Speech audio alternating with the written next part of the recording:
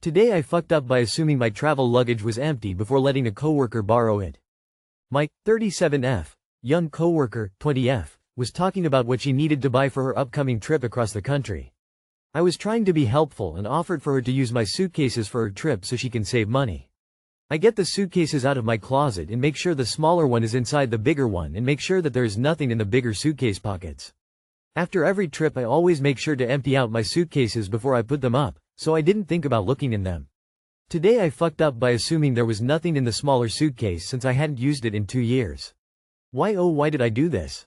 If I could turn back time I would. I drop off the suitcases to my coworker and go home feeling happy about the good deed I've done. A day later I get a message that starts off with, "Don't be embarrassed but you left something in your suitcase." I'm like, okay, maybe it's underwear or something. Nope. Next she sends me a picture of a self-pleasure toy I barely remember having.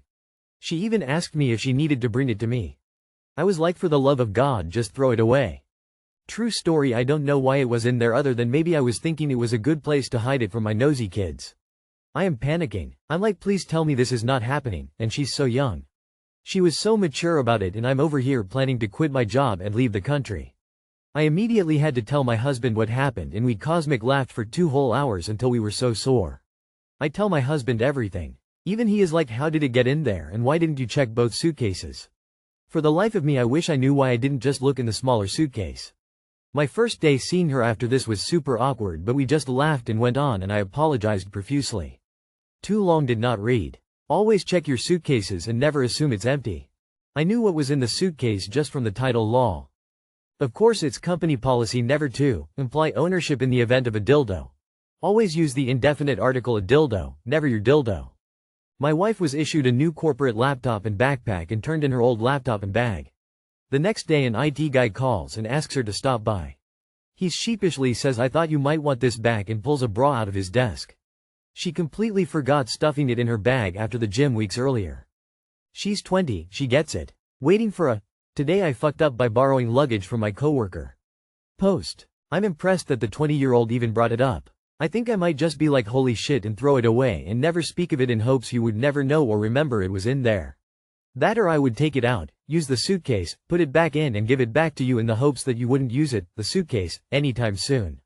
Yep, probably hid it from the kids and forgot. Lol. My 14-year-old daughter was helping me clean out an old armoire that we turning into a game cabinet and she pulled out a tackle box.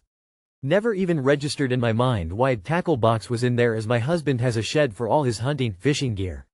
She opened it and OMG I almost died. It was literally stuffed with all of my, and her dad's, stuff from lotions to toys to fuzzy handcuffs.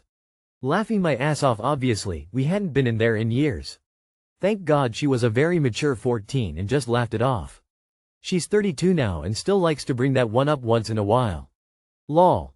Today I fucked up by thinking Cooking Mama was a horror game for most of my life. When I was around 7 or 8, I found Cooking Mama on my younger cousin's Nintendo DS. Naturally, I wanted to play it too. So when I got home, I searched Cooking Mama on Google and played it on some sketchy Flash website, probably Y8.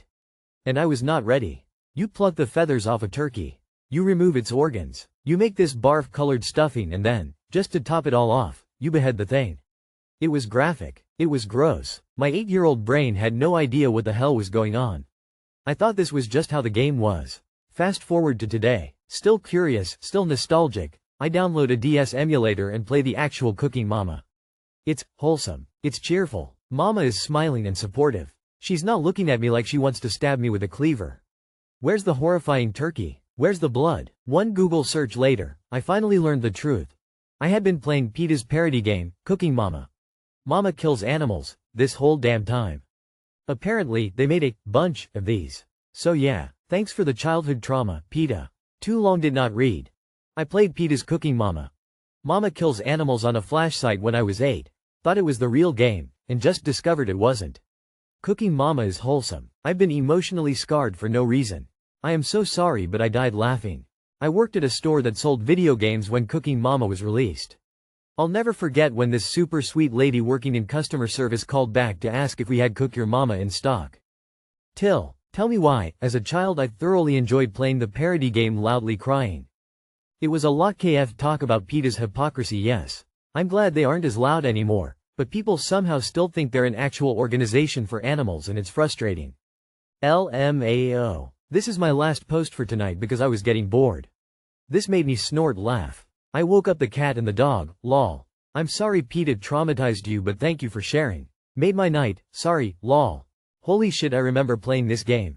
I was like I played actual Cooking Mama on the DS but I remember the horrifying chicken plucking and beheading. Forgot PETA had some nightmarish games.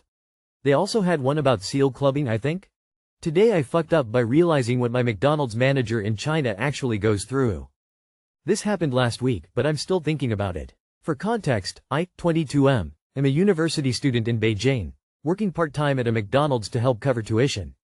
I always thought my manager, Ms. Lee, not her real name, was super strict and honestly a bit scary. She's always barking orders, never seems to smile, and I used to think she just enjoyed making our lives difficult. That was until last week, when I finally saw what she actually deals with. The setup. It was a Tuesday morning and I was scheduled for the breakfast shift. Usually, I'm on the register or helping with delivery orders. Meituan and LA.me are huge here. But that day Ms. Lee asked me to help her with inventory and some paperwork because our assistant manager called in sick and 2 new hires ghosted us after orientation. Classic. I thought it'd be a chill day, just following her around and maybe getting some extra hours. I could not have been more wrong.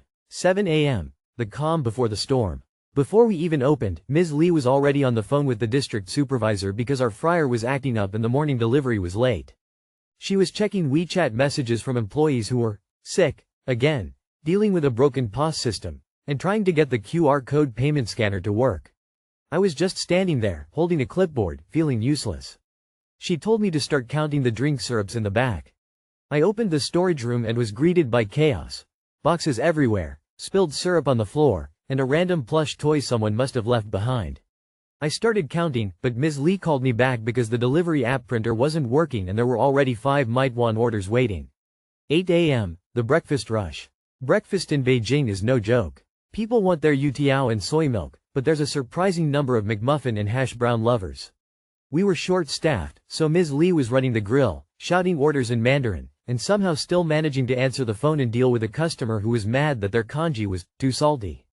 I was sweating, trying not to mess up the hash browns, and Ms. Lee was literally sprinting between the kitchen, the counter, and the delivery window. A customer started yelling at her because the McCafe machine was out of oat milk. Ms. Lee apologized, offered a free upgrade, and smiled through gritted teeth. The customer left a 1-star review anyway. Ms. Lee just sighed and kept moving. 9:30 a.m. The delivery disaster. The delivery truck finally arrived, and the driver was in a bad mood. He said he couldn't find half our order, and the rest was stacked wrong. Ms. Lee had to check everything, sign forms, and call the supplier. Meanwhile, the line at the counter was growing, and one of the new hires was asking me how to make a filet-o-fish. I tried to help, but Ms. Lee was juggling 5 things at once. She finally got a moment to sit down and I overheard her on the phone with her daughter's school. Apparently, her daughter was sick and needed to be picked up, but there was no way Ms. Lee could leave. She sounded exhausted and worried, but as soon as she hung up, she was back on her feet, smiling at customers. 11 a.m. The lunch rush. Lunch in China means a flood of students, office workers, and delivery drivers. A group of influencers came in and started filming a Douyin, Chinese TikTok, video in the lobby. Someone tried to pay with a stack of coins. The ice cream machine was still down, and now the Wi-Fi was acting up, which meant the QR code payments were failing. Ms. Lee was everywhere at once, fixing problems, calming angry customers, and somehow still finding time to check on us. At one point, a customer threw a fit because we were out of spicy chicken wings. Ms. Lee took the brunt of it, apologized, and offered a coupon. The customer called her useless and stormed out. I saw her eyes well up for just a second before she shook it off and went back to work. 1 p.m. The realization. By now, I was exhausted and my feet hurt. Ms. Lee hadn't stopped moving since 6:30 a.m. She dealt with angry customers, lazy employees, broken machines, and a sick kid, all before lunch. I suddenly realized. She's not just strict, she's holding this place together with sheer willpower. After the rush, I finally got a chance to talk to her. I awkwardly apologized for not realizing how hard her job was. She just laughed and said, "You'll understand when you're a manager." But honestly, I don't know how anyone could do her job every day. The aftermath. Since that day, I've tried to be more helpful. I show up early, help clean up, and do my best not to add to Ms. Lee's stress. I also started sticking up for her when other employees complain. She's still tough, but now I see it's because she has to be. So, today I fucked up by judging my manager before I ever walked a mile in her shoes.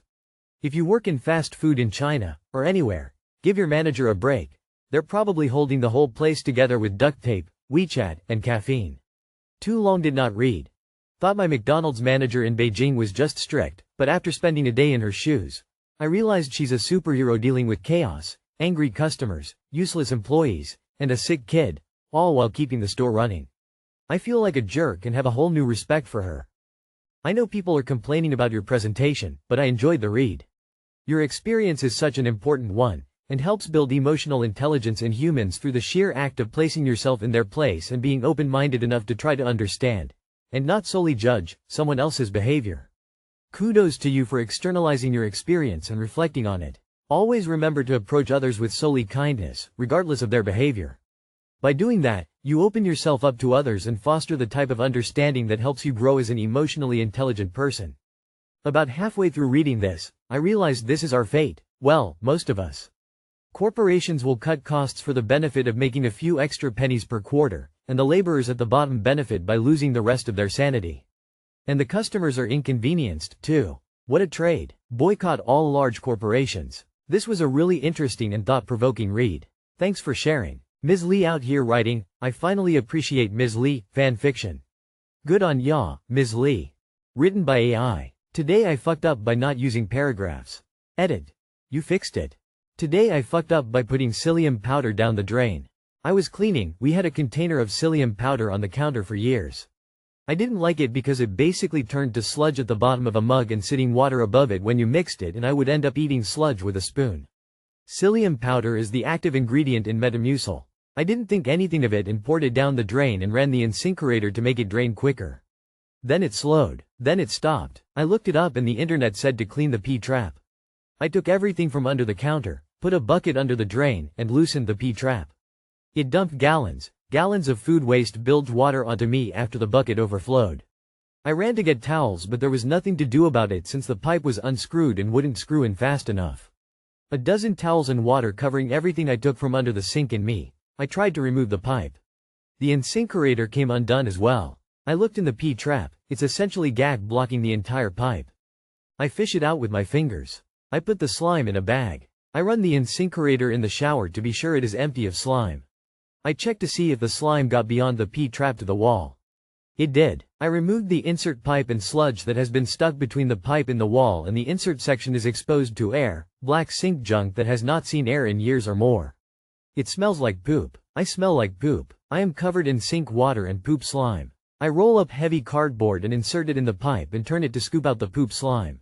I do it as many times as I can and eventually don't get slime, but the pipe turns at the wall 1.5 feet from where I put the cardboard in. If the slime is in there, I can't do anything. I reassemble it, lightly fit everything, put the bucket in case of leaking connections, run insanely hot water in the InSinkerator. It drains. Until it doesn't. I wipe myself off so when I plug the InSinkerator in, poop slime doesn't electrocute me. Run the InSinkerator, it spins for 30 seconds, the water drains. Hopefully it doesn't clog. I spend an hour cleaning up the water, washing off everything that got refuse water on it, and get in the shower to scrub the poop smell of it. It takes forever. Though, it was put into a pipe full of very old poop sludge and came out poop slime. Apparently Metamucil does what it is supposed to. Too long did not read. I put the active ingredient of Metamucil in a drain and had to scoop rancid sludge from various pipes for several hours. This is another reason to just put stuff in the trash and not the drain. Reminds me of a time a cook poured food thickener down the drain and plugged things up good. Was the sink full of water or something? There can't really be gallons of water stuck at the trap. Generally you'll get about as much as the vertical pipe on either side can hold. Maybe more if the clog is farther down the drain line. I run the InSinkerator in the shower. I mean, my shower drain gets clogged from time to time, but I'd never thought of installing a garbage disposal. Would certainly make short work of the hair that builds up, toes too. This makes no fucking sense. Who dumps dry goods down the drain instead of the trash can? Drains are not trash cans and shouldn't be treated like one, despite the presence of a disposal. I wipe myself off so when I plug the InSinkerator in, poop slime doesn't electrocute me. Now that's a sentence I never thought I'd see strung together. It sounds like the ramblings of a deranged homeless person, and I absolutely love it.